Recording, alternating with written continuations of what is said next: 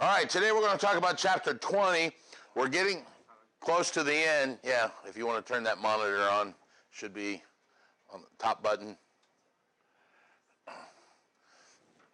You actually use the monitor? We're getting close to the end. We got a couple more chapters. These three last chapters to me were pretty much once again like, okay, we need some more information that we should talk about. You will find that there's not really a lot of information in here that you guys will deal with specifically in your first couple years. I mean, before you get into zoning and environmental issues or working with investors, this is not typically stuff you come in out of the box. You do have to be knowledgeable about the local land use and restrictions so that you make sure your buyer is actually buying the correct thing.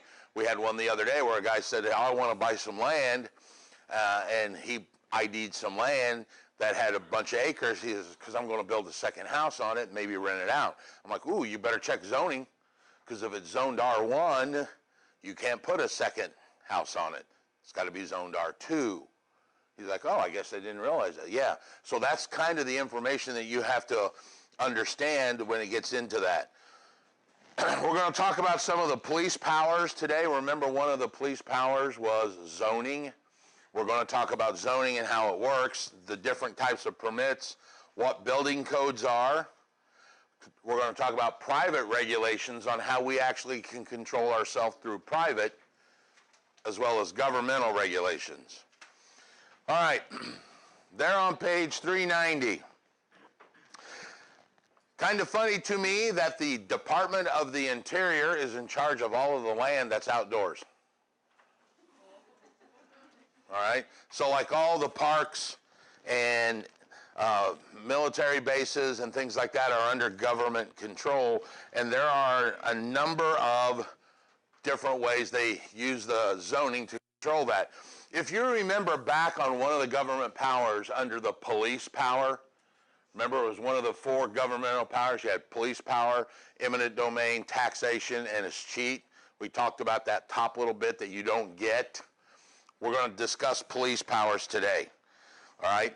The police power is the right of the government to control how you actually use your property for health, safety, and welfare of the public. The running joke that I use is, go home and try and turn your house into a toxic waste dump. Zoning will not allow that. It's not that they care that there's a toxic waste dump.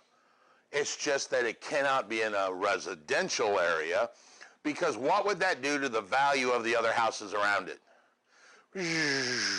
Right?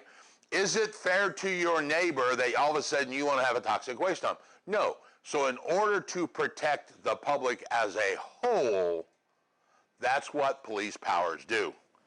All right? They're not saying you can't have a toxic waste dump. They're just saying you got to have it in a specific place, and we're going to dictate that place by having these classifications of zoning that you have to use.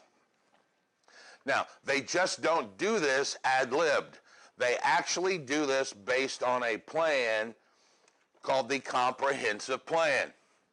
What I've got before me is the Greenwood's comprehensive plan on how they're going to control the city of Greenwood. It talks about land uses, it talks about environmental, like wetlands, it talks traffic flow, it deals with sound issues, all kinds of stuff. I'll pass this around if you want to look at it. It's got a whole bunch of gee-whiz colorful pictures in it.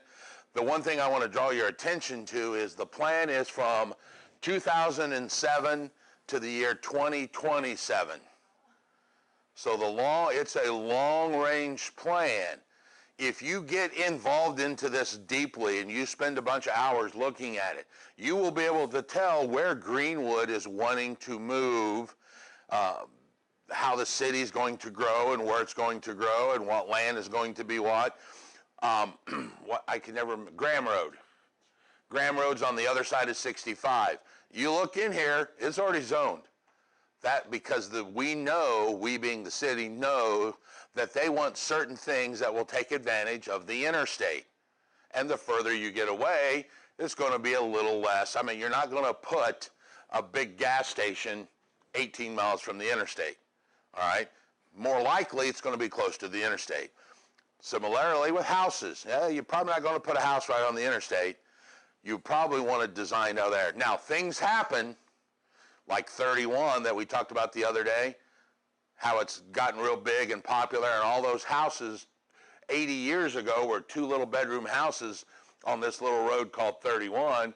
Now they are being used by commercial because the city grew differently than they really planned. So I'll pass this around if you guys want to look at it. You can get the comprehensive plan if you go to the city's website. Is that any city? Any municipality has a comprehensive plan, all right? They should. If they don't, they're probably a dying municipality because they have to know, they can't just let things pop up. I will tell you just from experience, Houston did not have a comprehensive plan when it first came about. And you do see things like industrial buildings next to houses, you know. So there is problems down there, and they, of course, once the horse is out of the barn, it's hard to control the gate. So that's why this is long range, because they don't want to sell any residential building permits along Smith Valley anymore. I'm sorry, misspoke. Sheik Road. You guys know where Sheik Road is? It's the one that runs beside the White Castle. You cannot get a residential building permit to build a house on any of the vacant lots on Sheik Road anymore because they know that's going to be a next major north-south corridor, and they want to save that for the commercial stuff where it best is suited for it. Okay? So that's the comprehensive plan.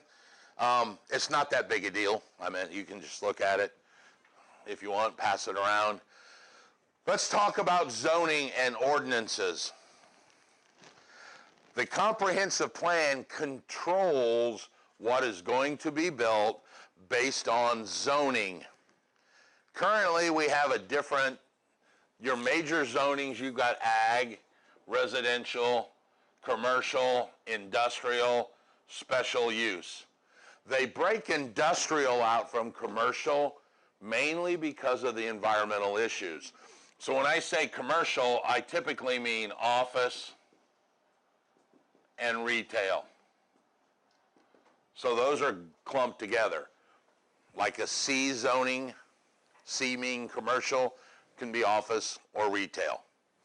I, which is industrial, is for industrial properties. Now, a lot of you think that zoning is only there to tell you what you can't do. That's called use zoning. There's all kinds of other zoning out there. There's density zoning, tells you how many people you can put in an area. There's aesthetic zoning. Anybody know someone with a house on a historical registry? Yeah. There's zoning that says you can't do like Pella windows. Can't do the vinyl windows because it's on the aesthetic. We want that old cottage style look, so you got to have wood frame windows. Never widen our road. Yep. That's a zoning that deals building height zoning. Tells how tall a building can be. We only want buildings a certain height. That plays out in like a lot of small airports, like the Greenwood Airport. We don't want 8 and 9 story buildings. Why? Duh. We don't want airplanes flying into buildings. You guys remember when the airplane years ago flew into the Holiday Inn out by the airport? Yeah. So there are height zoning requirements. There are what they call setback requirements, zoning. You can't build your house so close to the street. They may want to widen it, put a sidewalk in, put a drain in. So there are certain distances that you can only build up to the street. It's called setback. There's wetland zoning. You certainly don't want to displace the 3-toed horned frog, whatever. May need that. My mother inherited a piece of property from her aunt, and it was wetland. And my mom's like, what am I going to do with this? Yeah? What am I going to do with this? Go fishing. Yeah, I mean, you can't really sell it. Can't do anything with it, actually. Pay taxes. So on the zoning classifications, we've got those. There's actually one other, don't forget, the planned unit development, which is like the asterisk, the PUD. That's another zoning technically. It can be any of those or any combination of those. Typically when you seek out PUD zoning, it's because you want multiple zonings in an area. If you were going to build just a housing addition, you would never seek PUD. You would just go get residential. It's when you want to put special use with a commercial, retail, and housing and a golf course like Heartland Crossing. Okay? So there are zoning ordinances which control all of this. Now, there have been many court cases where people have tried to sue and say, it's my land, I'll do with it what I want. All you're going to do is waste your time and your money, because there have been plenty of court cases and they have lost every time under the 5th Amendment and the 14th Amendment of the Constitution, which says for the public safety, the government has the right to control what you do. All right? Once again, I go back to the whole fact of, it's not that they don't want you to have a waste dump. It's just that they're protecting their neighbor from you. Similarly, they're protecting you from your neighbor doing the same thing. You want a toxic waste dump? Fine. Go seek out the permit that allows that, build in that area, and that's all that's in that area, and you won't hurt values to the property. Now, when you go and seek a permit, they have decided to zone an area. So let's say we seek out, there's a piece of land and the city has went through, or the entity has went through and says it's R1, residential 1. Now, they did that back in 1940. Their plan back then. And if you haven't caught on yet, I love that section right there on 31. This is what we're talking about. So there's a little road that runs right in front of this residential section that's now called US 31. There was a bunch of houses that were built in that area. As US 31 grew, because of the population of Greenwood got bigger and more people wanted to go out south, they realized that they needed to change the zoning, and the city can come in and go, we're going to rechange this zoning and we're going to make it C1. But wait, there are actually people still living in it. They cannot force them to sell it.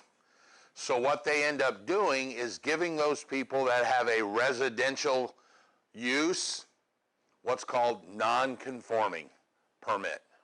It's in your book. Basically, they were there first.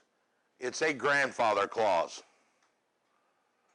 You live in a house right there, we're going to change the zoning to commercial, but you can still live in the house because you were there first.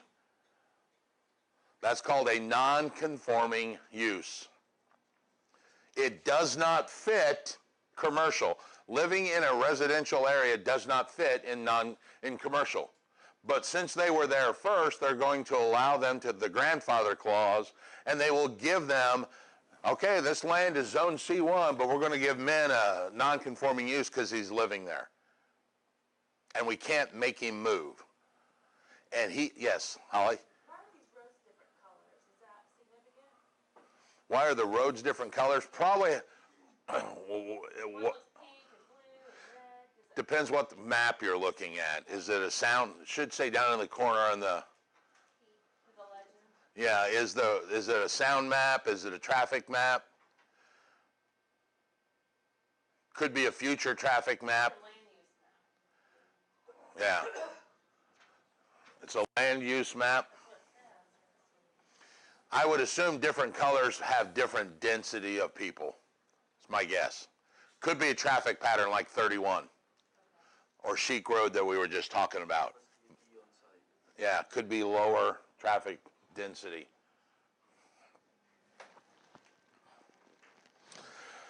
So the grandfather clause allows the person to stay in this zoning that doesn't fit residential under the grandfather rule. And they can keep that house residential until one of two things happen. They either sell their house to someone who meets the commercial need, or the house gets destroyed and they fail to rebuild it. So Min's living in this house, and all of a sudden some little doctor comes up to him and says, hey, I really would like your access to 31. I'll buy your house from you, and I'm going to turn it into a doctor's office, which fits the C zoning. And Min says, yeah, you make a deal I can't refuse. Give me my money. The doctor buys it. It's now in the use of commercial. You can never go back. Once he sells it to the use, it can never go back. All right? He can sell it as a residential to another person, as a house, as long as they live in it.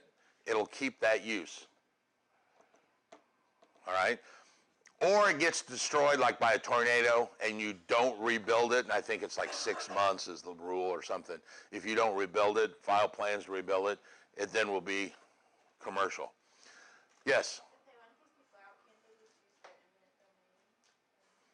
They probably could use eminent domain. I don't know the advantage to that because that's not good for the public. Eminent domain, if they were going to take Min's house and make a park out of it, then yeah. But all they did was change commercial so they would get better private companies in there and pay more taxes. Now, they could use that Kelo versus New London rule, the economic rule, but there's some other things in play we're not going to get into why they wouldn't. But in this case, they're just going to say we're going to change it to commercial, give you a non-conforming use, and let you live there as long as you want. Matter of fact, if you go over there now, there's still people that live in one or two of those houses there on 31. They're still there. So basically what I'm looking at is this house is different. It looks different, but it was there first. Everything changed around it. That's why it looked different. Okay? I want you to understand that. I'm going to change audio files, so hold on.